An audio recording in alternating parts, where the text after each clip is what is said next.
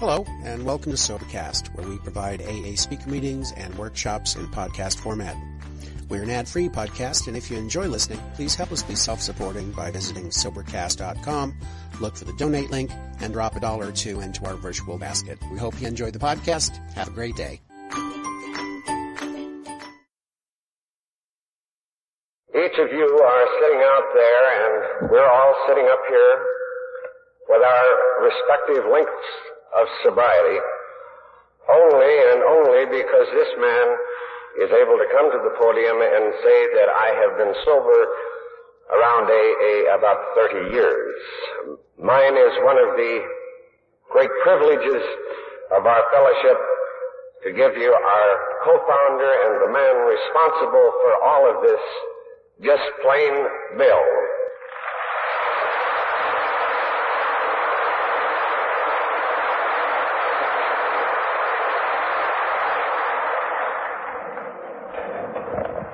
I am sure that each of us seated here of AA and Al-Anon will declare that this hour may be the brightest yet that we have ever known in our entire lives.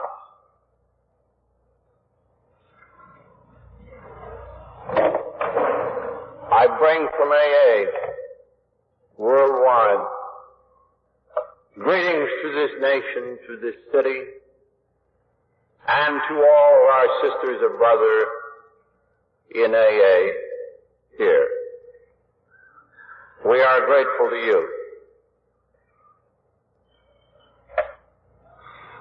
Above all, we are grateful to God, who through us has wrought this wholesale miracle of liberation. This is a time, too, for happy reminiscence. People say, how did it all begin? As many people perhaps will say, well, it began with Dr. Bob and Bill.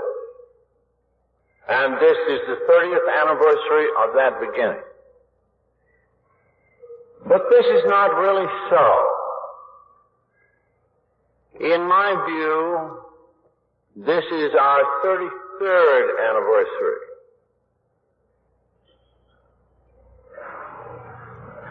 AA really began in Switzerland.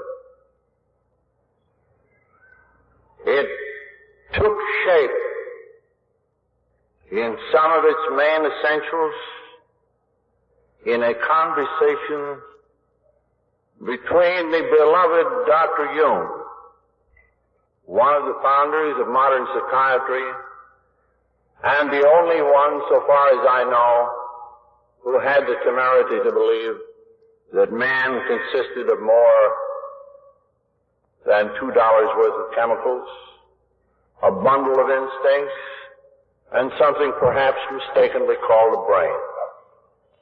Dr. Jung thought there was more to humans than this. And with him we nowadays certainly agree. Now let's get to the point, and let me reproduce that scene in his office that took place, I should think, in 1932. A certain American businessman, once of large importance, had gone the route that all of us had gone. He was beset by a compulsion that condemned him to drink against his will and interest. He wanted to stop. As we say, he was hooked. He could not. He had run the gamut of the cures, so-called, in this country. And so he approached Carl Jung. He stayed there in Switzerland a year. He and Jung became great friends. And as time passed, his inner motivations were revealed to him. He thought to himself, and so told his doctor, "Now I think I understand. I hope and believe that I am free." He left the doctor. In less than 60 days, he was back again, hopelessly in the toils. And he said, "Doctor, I really wish to know the score." Said this great and humble man, "Roland, when you first came, and for a time after, I thought that my art might help you. I thought you might be one of the very few that we could help. But no, in your case, it is not so. My art cannot save you." Well, coming from a founder, I say these were humble words. And this is how AA started, in the humility, the wisdom, the humanity of that great man.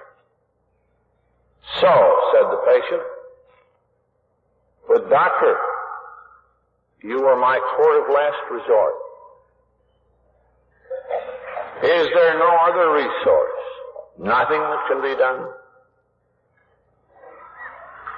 And Dr. Carl replied, "Yes, Roland, something else can be tried, but there is no warranty that it can be done." Time out of mind, men have had so-called spiritual experiences. Some say religious conversions. The essence of these experiences being a shift in motivation, a restoration to sanity where there had been insanity, and an ability to do what the human being couldn't ordinarily have done on his own resources. And all of this seemingly as a sort of gift, not accountable by any discipline, any particular belief, or even any association. Said the patient, "But I am a man of faith." Jung said, "Fine, Roland, that's good. That's a step. But I am talking about the transforming experience. So put yourself in whatever spiritual atmosphere you choose, and hope that the benign lightning is going to strike you. It is your only chance." Such in substance was what Carl Jung said to an alcoholic in the year 1932.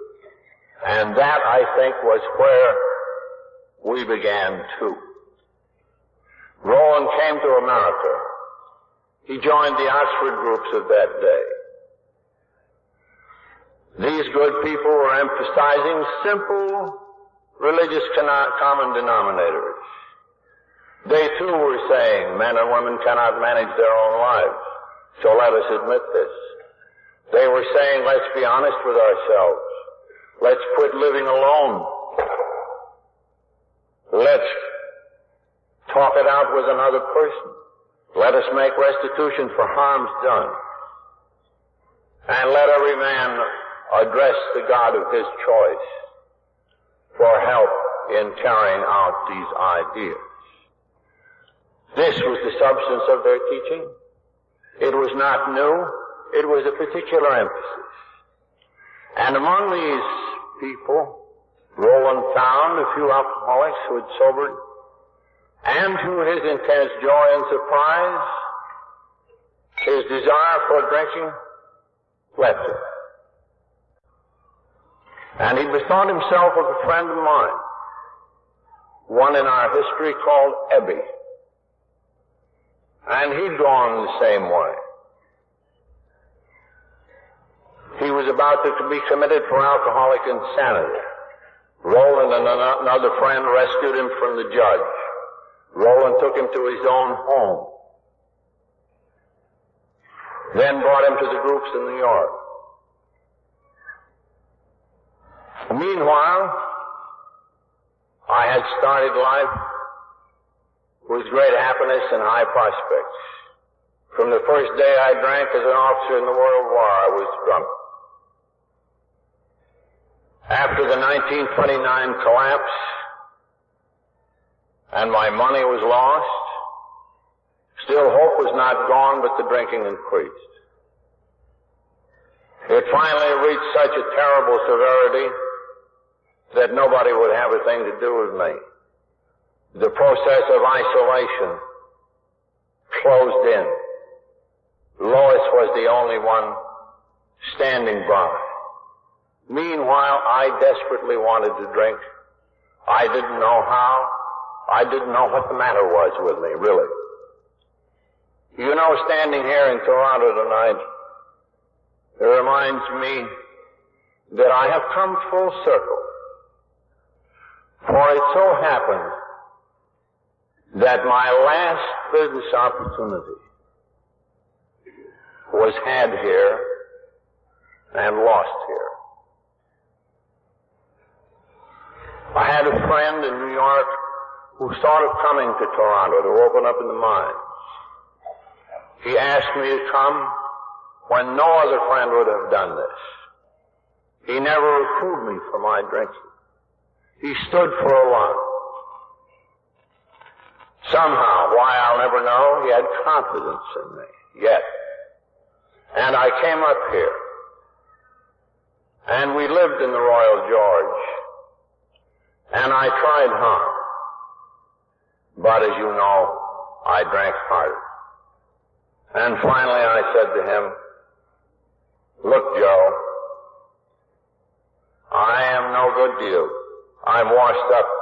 I'm through. This thing has got me. I'm standing in your way. I'm going home." And then I got so drunk that I ignominiously had to be taken down in the freight elevator of our hotel. Returning home, one hospitalization after another, finally came that summer night when my doctor, Dr. Silkworth at Towns Hospital in New York, was talking with Lois down in his office. And he said, in effect, "Lois, I'm afraid at last I have to tell you the truth. Bill senses it. He knows it in his heart. I must give it to you as a fact. He has a compulsion to drink that no resource of mine can break, nor of his. He has a physical sensitivity to alcohol, so that if his drinking continues, it means madness, even death." Sitting in this audience tonight, I make no doubt there are several thousand women on whom this sentence has been pronounced, directly or by implication. And certainly all of us have come to just about the same impasse. We have hit bottom. And Lois said, "What can be done?" And the doctor said, "I think you'll have to lock him up, or he may be brain damaged within a year." Of course, I'm not so sure that I wasn't brain damaged right then, ever since, too. Anyhow, I left the hospital. I was scared to death. Constant vigilance kept me from drinking for a while. I got confidence, went back to the street, made a few dollars. But again, the old rationalizations.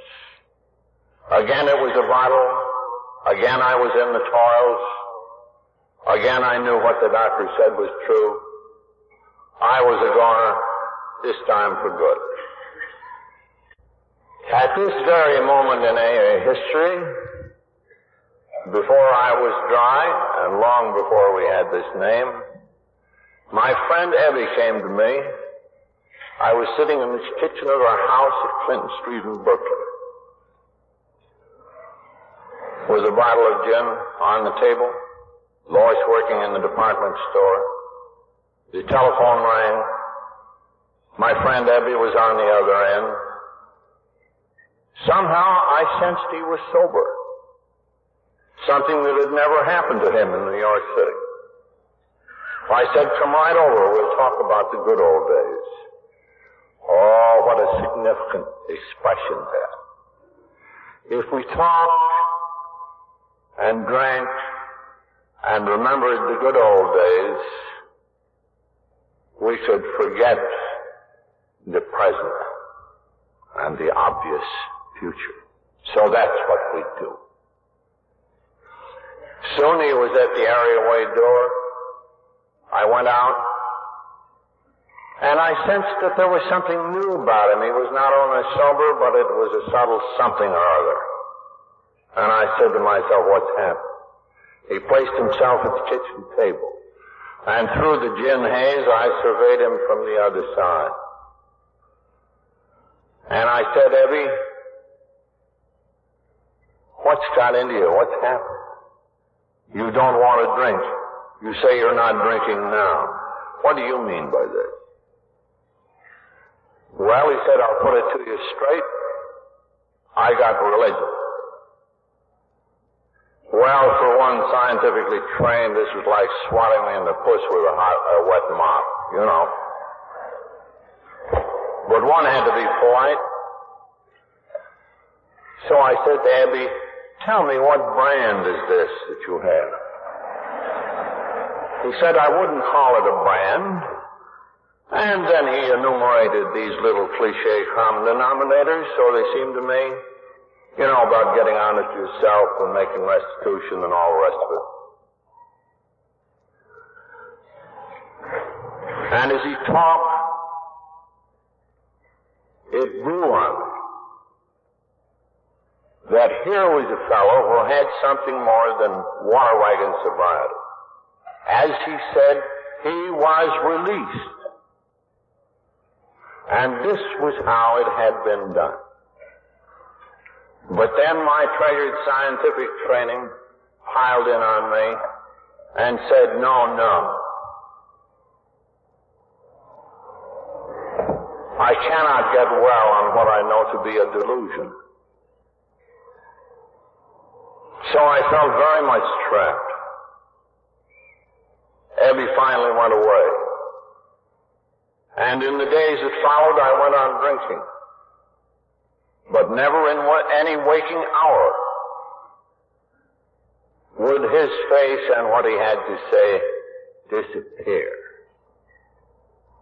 And finally I thought to myself, I must look again. This time with clear eyes, I'll go to the hospital. I'll have Dr. Silkworth straighten me out again.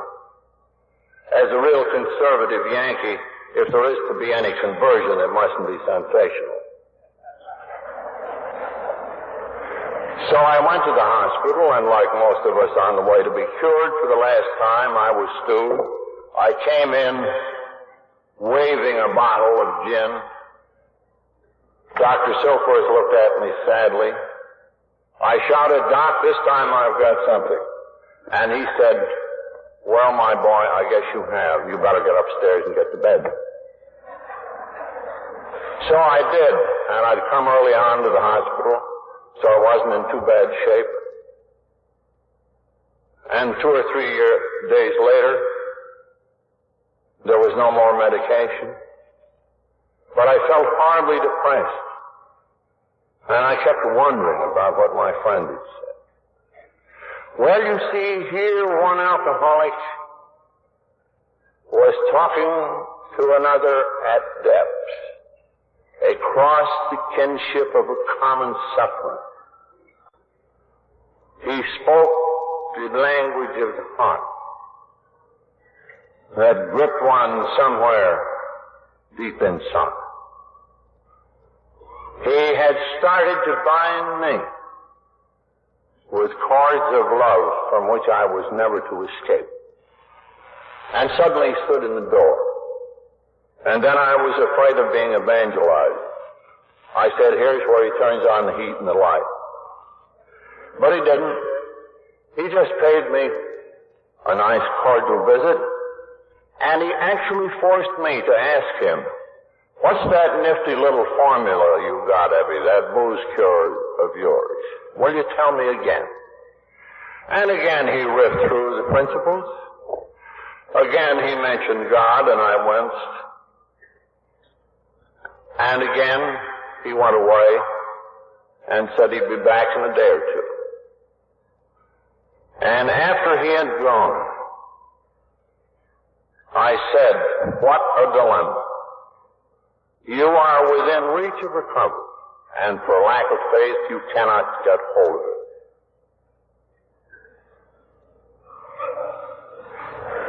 I sank into a terrible depression. And finally, like a child crying in the dark, I said, if there is a God, will he show himself? No faith, just an appeal to something or somebody, or maybe to nobody. And instantly, the room lit up in a great white light. I was seized in an ecstasy that was indescribable. I felt I was on a mountaintop. A great wind was blowing. I thought, this is not air, this is spirit. It went around and through me. And all of a sudden I cried, I am a free man. And as the experience subsided, I found myself, of course, still on my bed, but yet I seemed to be in a different world of consciousness. A world that was all right no matter how wrong it was. And then I was suffused by a sense of presence. And I thought to myself, so this is the peace that passes all understanding. This must be the God of the preacher. Now I make haste to say, of course, that this was a dramatic experience.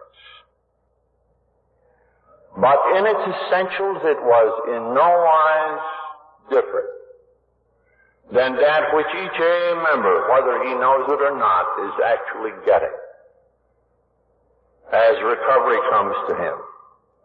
Let me illustrate. Soon after this occurrence,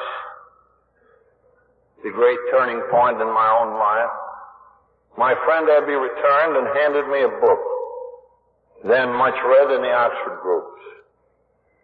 It was written by a man today called the father of modern psychology, William James of Harvard, who had long since passed away, had done this book, and it was an examination of these transforming experiences.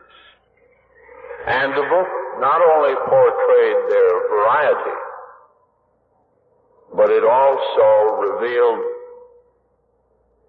their essentials.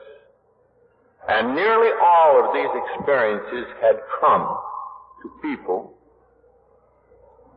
who in some controlling area of their lives had been absolutely stuck against the wall over which none could go, nor around, nor under. They were founded on a basis of human calamity. Then the human or the remains of him reached out toward a higher power And then suddenly, or perhaps very gradually, the shift, the transformation, the remotivation began. So,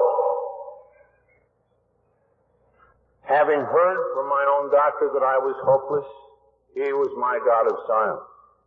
An even greater God was Dr. Jung. Inferentially had said the same thing. This I knew in my heart. So I met the conditions of the cases in the book. And then, like them, I had reached them. And my experience was sudden and brilliant. But something had happened. I was actually scared at the time. I called in the doctor. And luckily he too was not so much a great physician as he was a great human being. And he listened. And I said, Doc, am I crazy? Am I bugged? Am I hallucinating? And he shook his head and said, no, Bill. He said, you are not crazy. I have read of these occurrences in the books, but I have never seen one.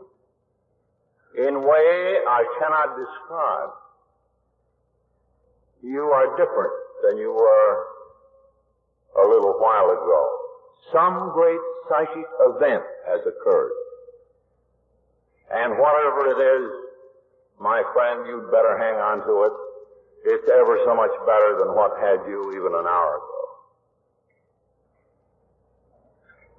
And in the wake of this, almost naturally there came a vision.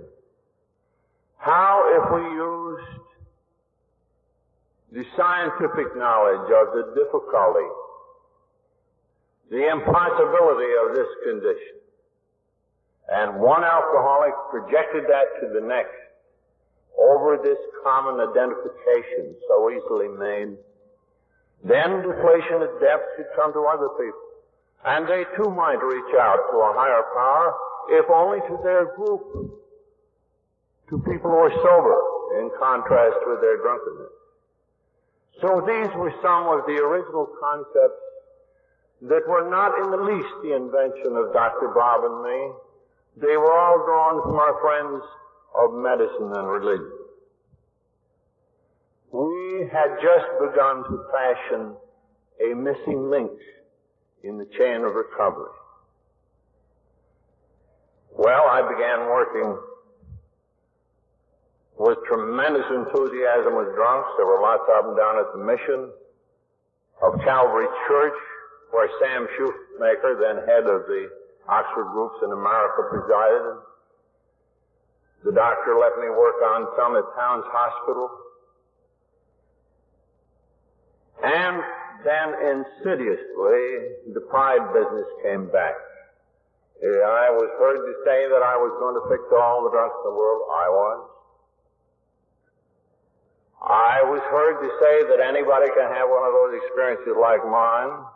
Whereupon all the drunks tapped their heads and they said, to hell with this business. He was nutty enough before. So I got no place because I was pontificating and because I was preaching.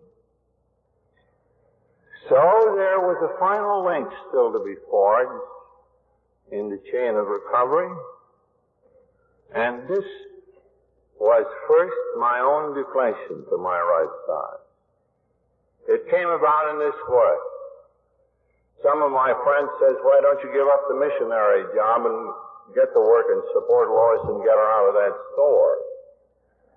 And I thought this was a good idea, so I scraped up some new acquaintances in Wall Street. Presently I'm out in Akron, Ohio, on a proxy fracas, hoping to gain control through these new friends of a little machine tool company. Well, we got out there, very confident. 40% of the proxies were in our pockets. It was a pushover. I said, well, we'll get the bankroll fixed up, and you know I'll help a drunk now and then. But we got licked in the proxy fight. and my rather fair weather friends departed for New York, and they neglected to leave me any money to get home myself. So I'm in the Mayflower Hotel with $10 in my pocket.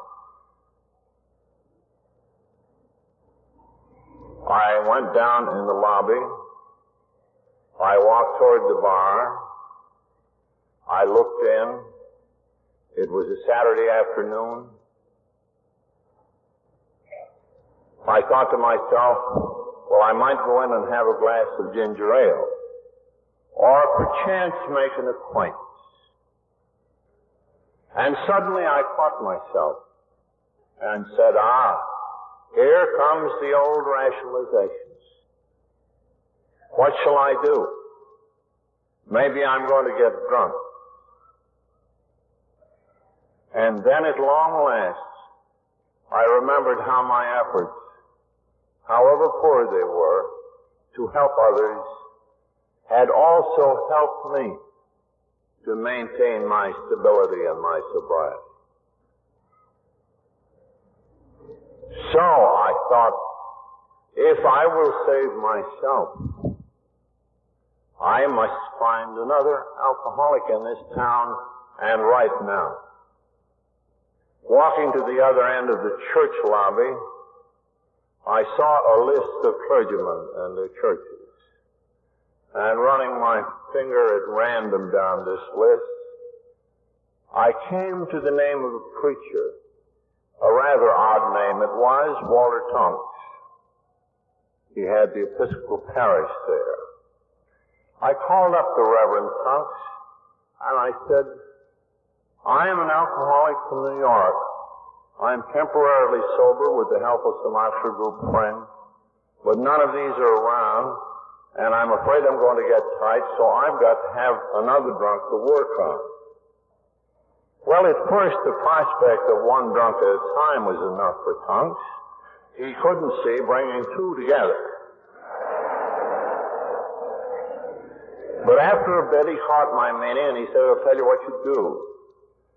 You call up Norman Shepherd, chief chemist over at Firestone.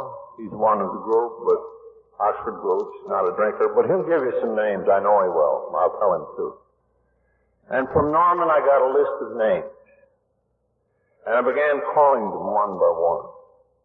Well, this was a strange request, another drunk to work on, so they could be pardoned for seeing me in church Sunday, perhaps, or some other day, or they were busy, or they would be out of town. And one by one, my list evaporated. Until at the very end, there stood a name, Henrietta Seiberling. And I thought of the old Wall Street days, when I had met Frank Seiberling, the founder of the Goodyear Company. I knew he and his wife would be on it years. I couldn't imagine calling her up looking for a drunk to work on, could I? So I go down and I look at the directory some more. And something said to me, you had better get upstairs and call that number. Oh, on what small seeming events our destinies can turn. A southern voice came on the wire. I explained to her. She caught my drift at once. She said, I'm no drinker, but I've had my troubles. You come right out here now. So I arrived at the estate, and at the door of the gatehouse stood Henrietta. I explained. She said, I have just the man for you. We've had a doctor that can't get sober in the group here. We know he wants to. The family has gone to pot. The house is about to be foreclosed. A prominent surgeon, he's lost his place at the city hospital. He wants to stop, but he can't. Would you like me to call up his wife, Anne? Oh, I said, please do.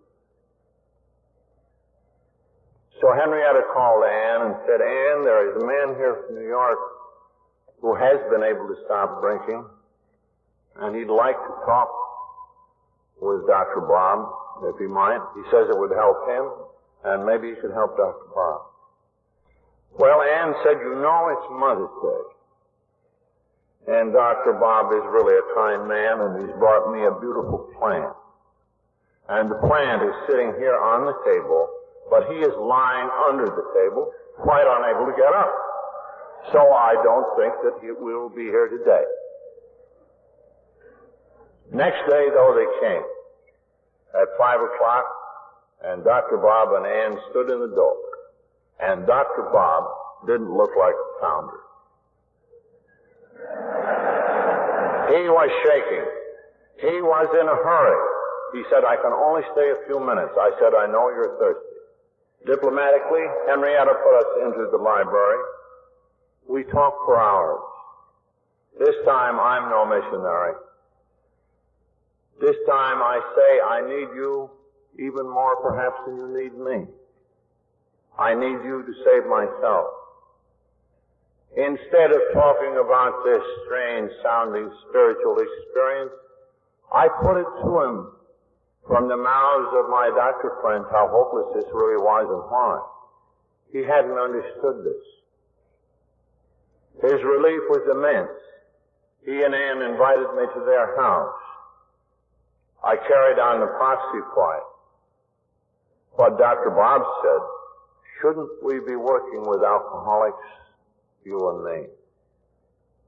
And I said, yes. He called up the city hospital. There was a nurse he knew. He said, there's a man from New York who thinks he's got a cure for alcoholism. And the nurse rather dryly reported, well, Dr. Bob, I hope you have tried it on yourself. She said, well, anyhow, we've got a dandy customer for you. He's just been brought in. He's a well-known attorney here in town. He's been here 4 times in 6 months. And he can't even get home sober from here. He has the DTs. He's blacked the eyes of one of the nurses. We've got him strapped down. Dr. Bob, how would you like that customer? He said, just the thing. We'll be down tomorrow. And on the morrow, Dr. Bob and I saw for the first time what we of AA call the man on bed. So each of us told our stories. Each of us told him what this alcoholism thing was. But the man on the bed shook his head sadly. Boys, he says, this is great. You know what you're talking about. But me, I'm too far gone. He said, I can't even go home from here without getting sued. But he said, you're the first persons in all my life that look to me like you know the score. Won't you come down tomorrow? So on the morrow we came. His wife was standing near the foot of his bed. Bill, his name was Bill too, looked at Doc and me.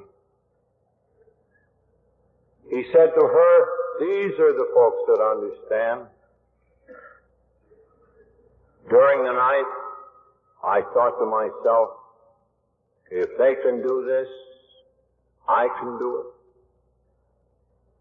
Wife, please fetch me my clothes. We're going to get up and we're going to get out of here. And the man on the bed stepped out of it and walked out into the world. And he went into a political campaign. And his opponents derided his drink.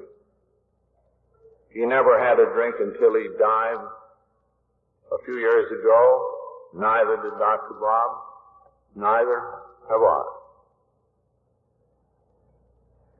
So that was the beginning of the first group of AA. As you know, another started in New York, another in Cleveland. Publicity came. The Cleveland groups proved that 20 members could take on 600 or 700, and as the result of a great burst of publicity, they made mass production of society possible. we got together and wrote a book called Alcoholics Anonymous. And the last chapter of the text is called, you will remember, A Vision for You. And in that text, written at a time when we had less than 40 recoveries, or less than 100 recoveries, I was looking the other day and found these words. They were words of hope, but to us at the time, scarcely prophetic. And here they are.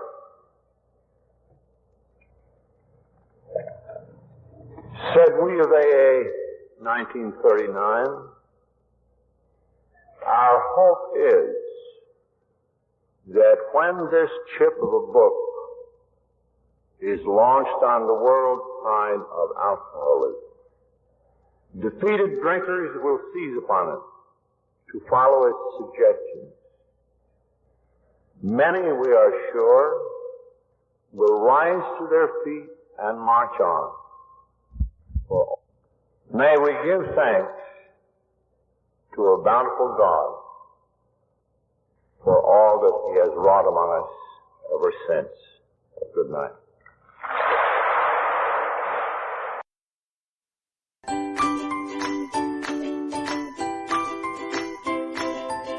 Thanks for listening. I hope you enjoyed the podcast. Sobercast is ad-free, and we'd like your help in order to keep it that way.